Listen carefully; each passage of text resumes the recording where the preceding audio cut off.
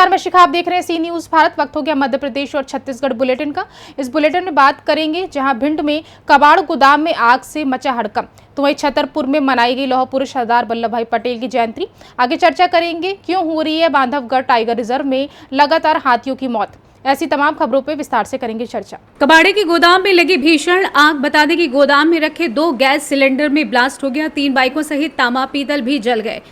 वहीं बताते चले कि कबाड़ का सारा सामान जलकर हुआ खाक। आग लगने के बाद पड़ोसियों में दहशत फैल गई। फोन पर सूचना देने के बाद मौके पर भी नहीं पहुंची दमकल की गाड़ी। दमकल को बुलाने के लिए कोतवाली पहुंचा गोदाम मालिक 1 घंटे देरी से पहुंचने का आरोप लगाया। वहीं बता दें कि दमकल कर्मी की लापरवाही भी सामने आई है। आग बुझाने पहुंची एक दमकल की गाड़ी जिसमें पानी कम था। 3 दमकल की गाड़ियों ने 3 घंटे बाद भीषण आग पर किसी तरह काबू पाया। 8 से 10 लाख रुपए के नुकसान होने की आशंका है। गोदाम मालिक का रो रो कर बुरा हाल है। रिहायशी इलाके में स्थित कबाड़े का गोदाम हाउसिंग कॉलोनी इलाके की घटना बताई जा रही है। कोतवाली थाना क्षेत्र का मामला। कबाड़े का सारा सामान, तांबा पीतल और जो भी मतलब रद्दी वद्दी कागज पत्रा जो भी था। 2 हमारी खुद की बाइकें थी। सिलेंडर भी शायद फटा हुआ है। हाँ, सिलेंडर भी फटा है। काय का सिलेंडर था? सिलेंडर एक तो खुद के निजी गैस का, हमारा मतलब हम मकान मालिक हैं। और क्या कहते हैं 2 बाइकें हैं, बाइक फटी है और सरसों जल गई। तो आग लगने के कितनी देर बाद दमकल की गाड़ी आई है? लगभग 1 घंटे बाद। कई फ़ोन लगाए लेकिन फ़ोन से कोई रिस्पॉन्स नहीं मिला। तब स्वयं कोतवाली जाके सूचना की। अच्छा, आपको जाना पड़ा? हाँ। यहाँ से कितना दूर पड़ता है कोतवाली? यहाँ से लगभग 1 किलोमीटर। उसके बाद जो दमकल की गाड़ी आई है, हाँ। कितनी गाड़ी आ चुकी है? 2 गाड़ी। अच्छा, आग बुझाने का प्रयास किया, बुझी क्या? अभी नहीं बुझी, अभी जल रही है। आप स्वयं देख रहे हैं। और भी आने वाली है गाड़ी के? अब इसकी कोई जानकारी नहीं। प्रशासन की क्या व्यवस्था है? क्या लापरवाही है पुलिस? हाँ, पूरा प्रशासनिक पूर्ण लापरवाही। पुलिस तो फोर्स आया हुआ था यहाँ पर? पुलिस फोर्स दमकल के बाद आया है। उससे पहले ना पुलिस आई ना कोई नहीं आया। लगभग कितने का नुकसान होगा? लगभग 8 से 10 लाख रुपए का, जिसमें 2 लाख रुपए की तो बाइकें ही हैं। तो क्या नाम है आपका? खेम सिंह भदौरिया। आपका ही है कबाड़े में? कबाड़े का काम नहीं, हमारा मकान है।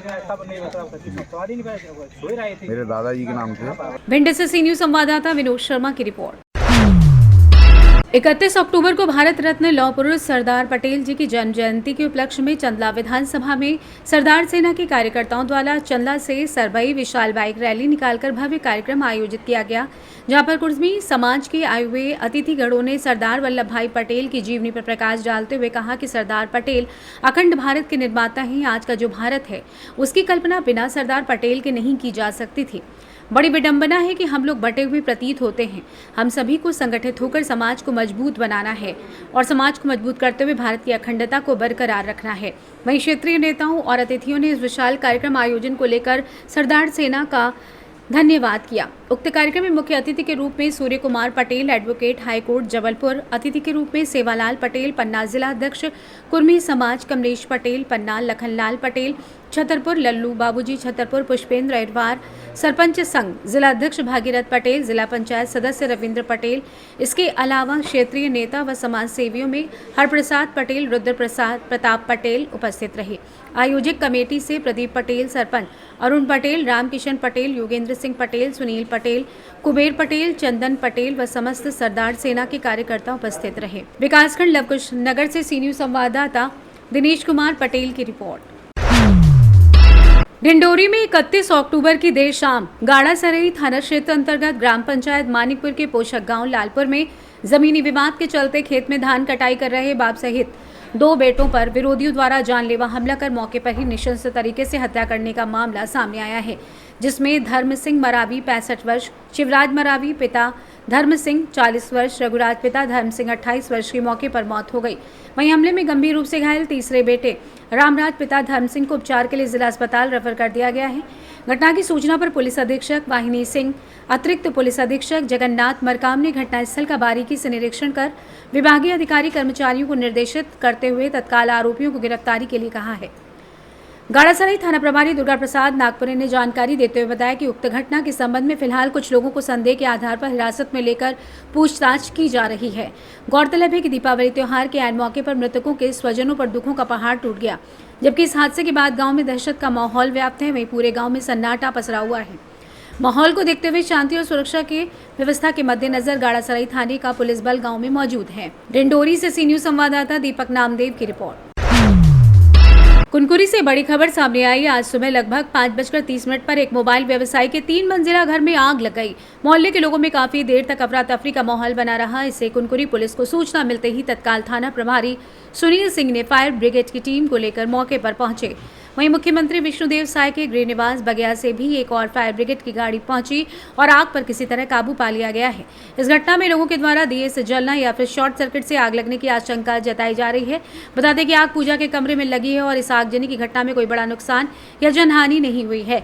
इस घटना को लेकर लोग मुख्यमंत्री विष्णुदेव साय के साथ कुनकुरी पुलिस प्रशासन फायर ब्रिगेड टीम की खूब सराहना कर रहे हैं।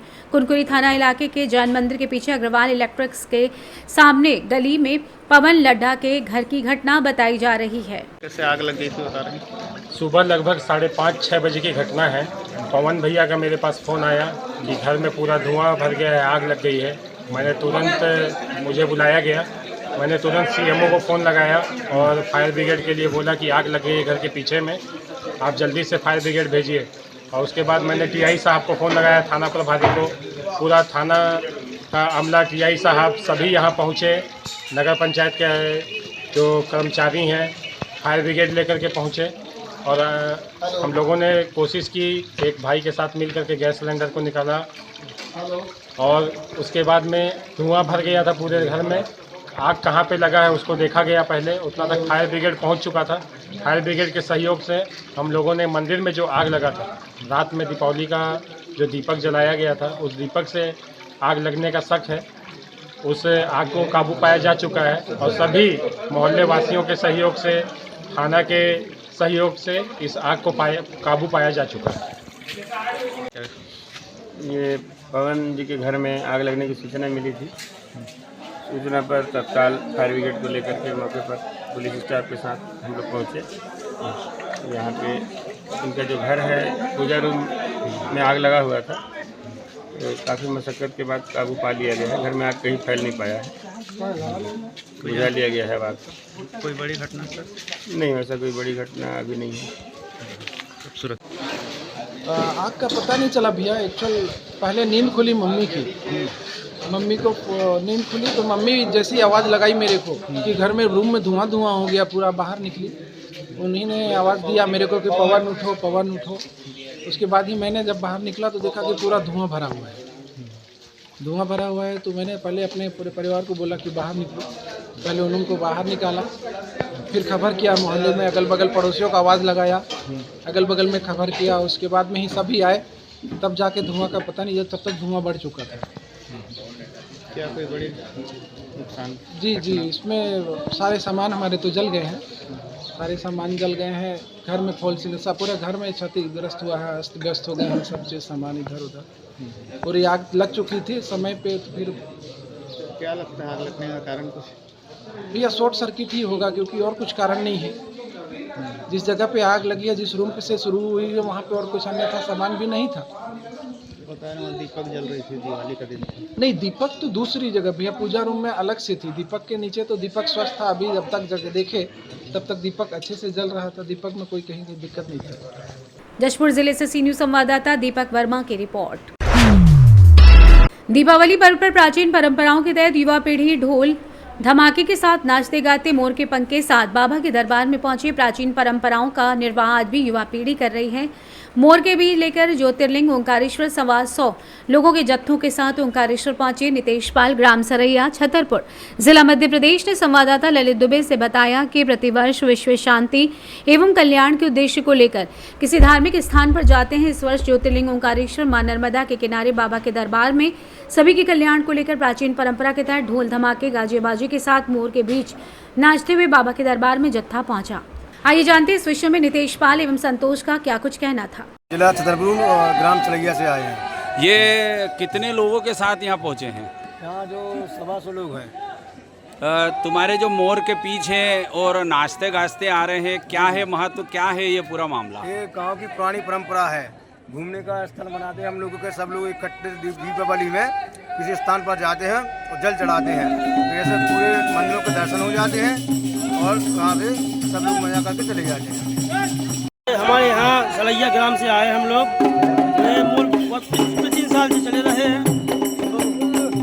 जिला छतरपुर मध्य प्रदेश से आए हम लोग जी। ये हमारे यहाँ प्राचीन वर्ष से हमारे पूर्वजों मनाते रहे हैं दीपावली का त्यौहार। हम लोग इसको मौनिया कहते हैं। अच्छा। तो मौन में हम लोग सब जने आए हैं, कालेश्वर के दर्शन करेंगे और हम लोग यही कामना चाहते हैं कालेश्वर महाराज के सबकी मनोकामना पूरी स्वस्थ रखे और बोलो जय माता दी सुधाम की। ओंकारेश्वर से सी न्यूज संवाददाता ललित दुबे की रिपोर्ट। यशस्वी प्रधानमंत्री नरेंद्र मोदी के स्वच्छ भारत अभियान अंतर्गत ग्राम नालछा को स्वच्छ रखने हेतु आज एक और स्वच्छता रथ की अति आवश्यक सौगात प्राप्त हुई। दीपावली के शुभ मुहूर्त में आज क्षेत्र के लोकप्रिय विधायक कालू सिंह ठाकुर सहित अन्य जनप्रतिनिधियों व संगठन के पदाधिकारियों द्वारा विधि विधान पूर्वक पूजन अर्चन कर वाहन को ग्राम नालछा में स्वच्छता के लिए ग्राम की जनता को समर्पित किया गया। नालछा से सी न्यूज संवाददाता अशोक मिरदवाल की रिपोर्ट। आपको बता दें कि सीतापुर विधायक राम कुमार टोपो लगातार अपने विधानसभा क्षेत्र के दुर्गम क्षेत्रों का दौरा कर रहे हैं। आज से तकरीबन 14 दिन पहले वो प्रशासनिक अधिकारियों और भाजपा नेताओं के साथ मैनपाट के परपटिया से परसा कछाड़ दुर्गम रास्तों से चलकर पहुंचे थे और ग्रामीणों से वादा किया था कि इस रास्ते को 30 अक्टूबर तक चलने लायक बनवाएंगे और उसको देखने के लिए यहां पहुंचेंगे। विधायक उसी रास्ते के निरीक्षण पर दोबारा यहां आए थे। इसके उपरांत वो बंदरकोट पहाड़ के दुर्गम व पहुंच विहीन तकरीबन 8 से 10 किलोमीटर की पैदल यात्रा कर पहाड़ की चोटी तक पहुंचे। इस पर उनका कहना है कि ये क्षेत्र पर्यटन के लिहाज से काफी सुंदर और आकर्षक है। इसको पर्यटन के लिहाज से विकसित करना चाहते हैं। आइए जानते हैं इस विषय में विधायक सीतापुर विधानसभा क्षेत्र राम कुमार टोपो ने आगे और क्या कुछ कहा है। विनयतिज्ञ पर सकरछार के हूँ। यही रोड के बारे स्कूल के बारे जंगल में कभी गांव में रोड भी नहीं है। इसे बहुत कितना कई धार लिख पढ़ के देते हैं। यहाँ कर पब्लिक मन कहीं जगह आबे नहीं करे, न स्कूल का भी साधन नहीं है।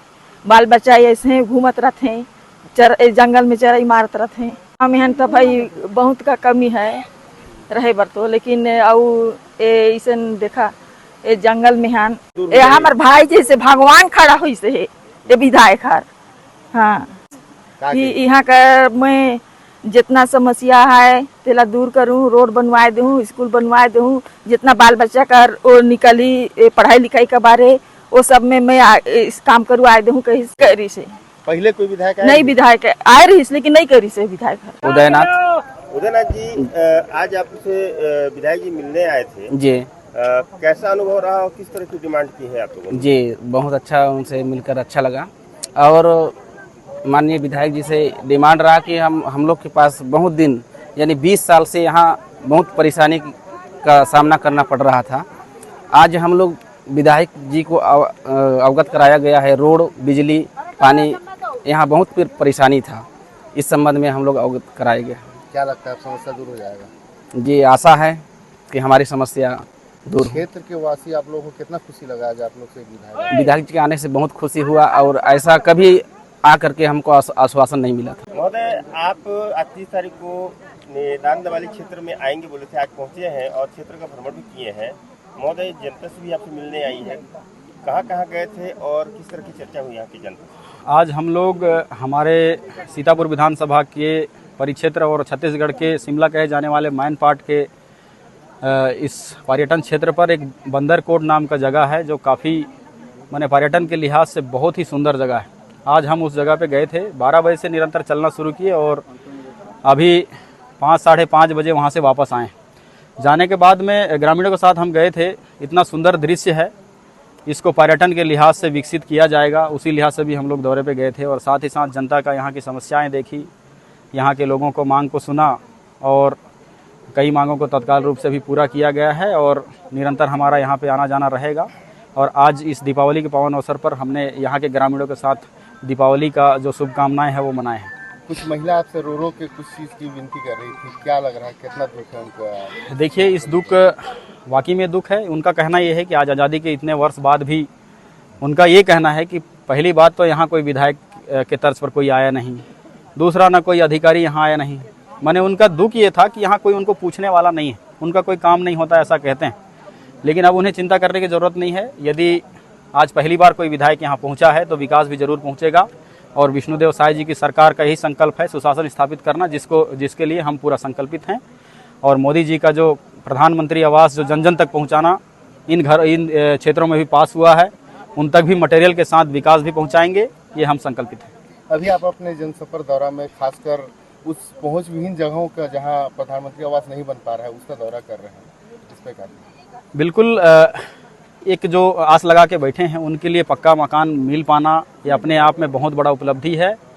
इसलिए दीपावली से और पावन अवसर पर इस शुभकामनाएं और क्या हो सकती, इसलिए हम इस दौरान हम जा रहे हैं और साथ ही साथ उनमें जो आस है कि हमारे तक भी विकास पहुंचेगा, प्रधानमंत्री आवास पहुंचेगा, दीपावली पर उनको शुभकामनाएं हम इस विकास के साथ देना चाहते हैं, इसलिए वहां तक पहुंच रहे हैं। सरगुजा से सी न्यूज संवाददाता रिंकू सोनी की रिपोर्ट। बांधवगढ़ टाइगर रिजर्व में मंगलवार को शुरू हुए हाथियों की संदिग्ध परिस्थितियों में मौत के मामले में एक और हाथी की मौत हो गई। हाथियों की मौत का आंकड़ा 9 हो गया है। गुरुवार को इलाज के दौरान एक हाथी की मौत हो गई।